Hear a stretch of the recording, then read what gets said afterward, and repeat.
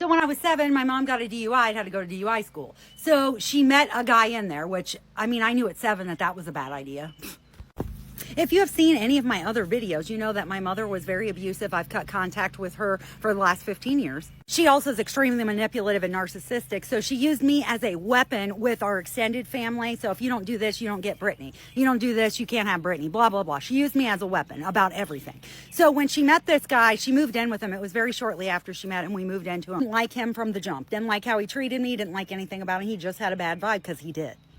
I would stay with my grandparents Friday through Sunday night every week, and my grandparents did everything for me. I called them for everything. They were my lifeline. They were my security. Not having a father and things like that, you know, that's important. I needed a model. I needed somebody that I could count on, somebody for safety.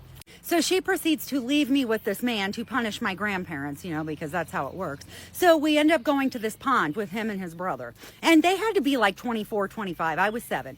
Well, I couldn't swim, which why do you go into a quarry when you can't swim? I didn't know how to swim, and they all knew that. And I was out on a raft in the middle of the pond, and he come up and threw me off. He knew that I couldn't swim. I was drowning, like really drowning. And I got myself to shore. It was the closest near-death experience I've ever had. I got myself to shore. I mean, I just knew then that he was evil. They were all laughing. They did not care. And I mean, I literally just about died. It's part of his sadism. But after that, listen, I couldn't swim or anything. My mom can't swim. Grandparents can't swim. So after I had my near drowning experience, I said, I want to join swim team.